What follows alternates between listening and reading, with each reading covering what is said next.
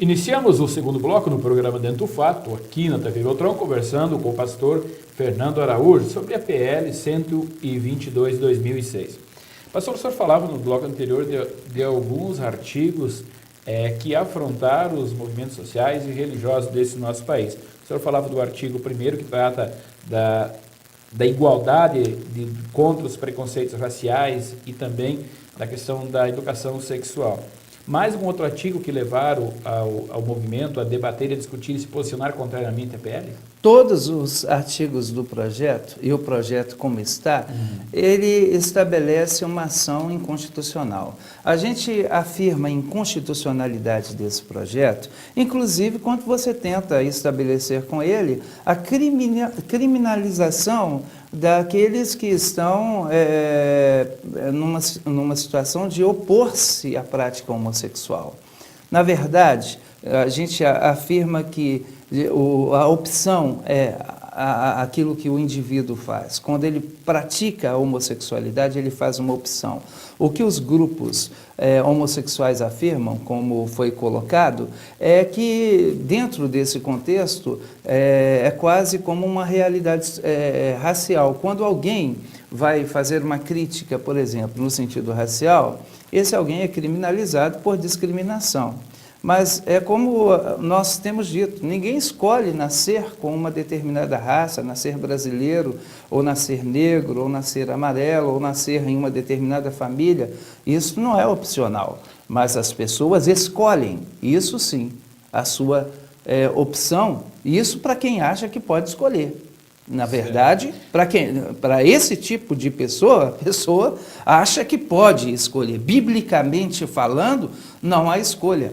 Nasce-se assim, homem, né? Nasce-se mulher. Não há uma terceira via, biblicamente falando. Agora, segundo esse projeto, só eu afirmar isso, hoje eu posso fazer isso aqui com vocês, na TV Beltrão, no seu programa, porque eu estou coberto por uma lei que me dá garantia de poder expressar a minha opinião.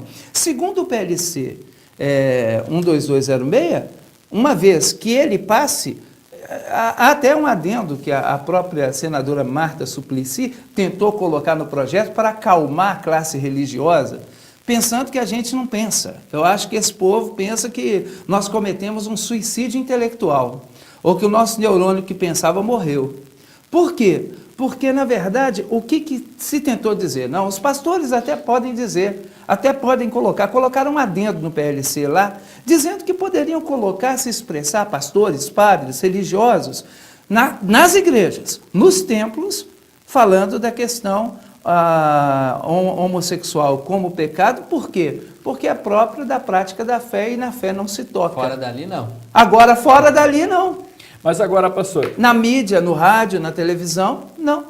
Mas agora, pastor, nós vivemos num país que ainda discrimina o negro, o pobre, o de cor e assim por diante. Eu tenho visto em alguns documentários também que no Brasil 16% dos homossexuais sofreram pressões físicas, né? E desses 16%, 56% dos homossexuais, também mostra alguns dados, alguns estudos, dizem que desses 56% recebem xingamento nas ruas. E aí eu pergunto, como que nós vamos trabalhar para respeitar também a opção dessas pessoas? Na verdade, não com o projeto de lei, porque nós, pastores evangélicos, cristãos, fomos perseguidos nessa nação durante muito tempo. Quantas chacotas se fizeram em televisão com pastores, padres, líderes religiosos, homens de Deus, igrejas, fé. E nunca se levantou um projeto de lei, senão aquele que existe para todo cidadão brasileiro, estabelecer a sua maneira de se defender pelos trâmites constitucionais, pelos trâmites da lei. Agora, por que eu vou privilegiar uma classe fora de todas as... Nem uma questão racial é tão protegida quanto esse projeto de lei pretende proteger o homossexual. Eu quero dizer, só mais uma coisinha, Essas agressões, essas violências não são feitas por religiosos. Quando se taxa de homofóbicos a líderes religiosos, a evangélicos, a católicos, e eu quero dizer que lá em Brasília a gente estava com evangélicos, católicos e pessoas até que nem professavam religião, mas que estão achando absurda essa maneira de ser, de estabelecer um privilégio de classe. Algo que, na verdade, não existe. Eu acho que a gente tem que trabalhar com a educação, não com o kit gay nas escolas, como se tentou colocar de uma maneira abusiva. Até isso que eu ia comentar. O senhor acredita que barrar a distribuição desse kit foi uma vitória aí do público evangélico, do público católico?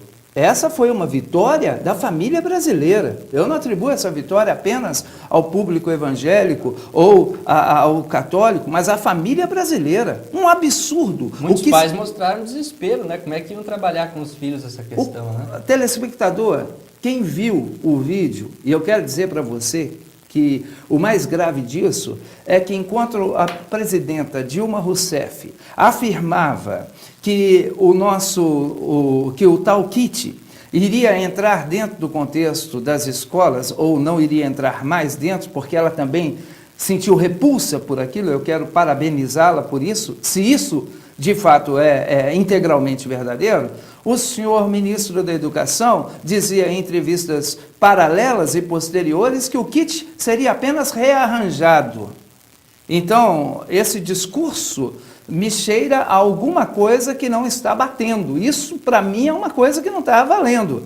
Eu custo a crer que algo que já tenha sido pago, e foi pago e assinado, o filme foi pago, eu estava no Senado, no auditório Petrônio Portela, quando o senador Magno Malta e toda a frente parlamentar evangélica, com os parlamentares católicos lá presentes, e ele dizia, como o senhor ministro da Educação não sabia e disse que não ter visto o filme, sendo que ele tinha assinado, e pasmem, pago com o seu dinheiro, com o meu dinheiro, já foi tudo pago.